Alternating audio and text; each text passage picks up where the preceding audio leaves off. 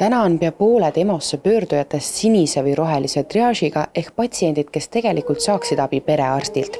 EMO-de jaoks tähendab see aga tohutut töökoormust, sest kõik patsiendid tuleb sellegipoolest ära teenindada. Kui me vaatame eelmise aasta statistikat, siis on isepöördujate patsientide arv regionaalhaiglas kasvanud siis 7%. Ehk need numbrid on väga suured, millega me igapäevaselt peame tegelema ja täna on siis see hetk käes, kus me peame hakkama tegema suuremaid otsuseid, et piirata nende isepöörduvate patsientide arvu, kellel on siis kerge tervisemure, kes võiksid saada abi kas perearstilt või siis perearsti nõuandeliinilt. EMO-des töötavad arstid on välja õpetatud päästma inimeste elu kõige kriitilisemal hetkel. Täna peavad nad aga enamasti ravima köha, nohu ja ülekätelenud vererõhku. EMO-d ise ütlevad, et nende patsientidest umbes 60% on need, kes võiksid olla perearsti juures ja see on tegelikult väga-väga suur hulk inimesi. Ja tegelikult, kui me vaatame, see normaalne oleks võib-olla 10%, et EMO saaks teha, kujutage ette, et te teete ajakirjaniku tööd, eks ole, aga 60% oma ajast te peaksite tegema hoopis kaameramehe tööd. Et ma arvan, et see oleks päris keeruline, et kui te peate tegema tööd, mis ei ole teie erialane töö. Alates selle aasta 1.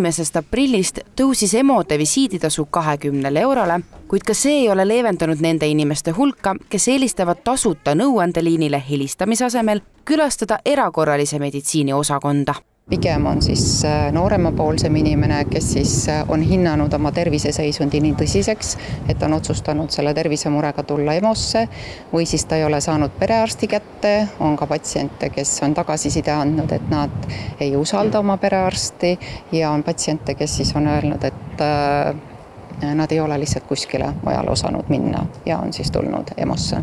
Nüüd on aga laual variant võtta probleemi lahendamiseks kasutusele saatekirjad.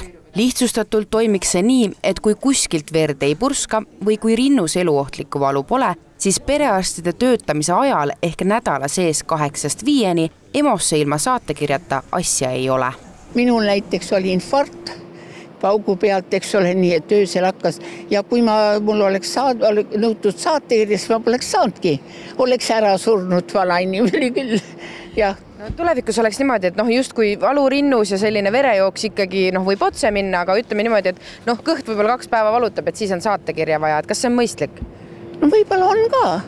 Kui praegu on nii, et nad ei jõua vastu võtta ja 6 tundi oodata, siis juba seal jääd haigemaks, ausalt öeldes. No see sõltub väga perearstist, kui tubli perearst on. Aga mina olen ka seda meelt, et iga lihtsa asjaga ei tohiks joosta EMO-sse, sest päris palju tõsiselt hädalisi on need, kes tundide kaupa ootavad. No inimesel on võib-olla väga raske ise ennast hinnata, kui raske seisund see parasti on. Ma saan aru, kui pind on läinud kätte või midagi taolist lihtsalt, aga kui ikka inimene ühesõnaga ja perearstid on teada ju väga raskesti kätte saadavad. Mõnikord, et see saatekiri raske saada. Aga kui mingi kiire olukord, näiteks kui mul on oma näiteks on probleemid ja mõnikord mul lihtsalt ma tulen ja räägin ja võtavad kohe vastu. Ootamatult tekkinud terviserikke, mis võib siis olla potentsiaalselt eluohtlik või põhjustada tervisekahjustuse, mis on jääv, et need patsiendid on alati EMO patsiendid ja keegi neid ukse pealt tagasi ei saada. Et pigem on see, et me püüaksime välja selekteerida patsiendid, kes siis saaksid esmatasandil ikkagi selle esmase nõustamise ja sealt juba arstliku otsusega suunamise EMO-sse. Sotsiaalminister Karmen Joller siiski toonitab, et saatekirjade nõue on alles lahtine, sest EMO-de koormuse vähendamiseks on laual ka teisi variante. Näiteks ka see, et kui inimene pöördub EMO-sse sellise haigusega või probleemiga, mis ei ole erakorraline, et siis ta suunatakse lihtsalt tagasi.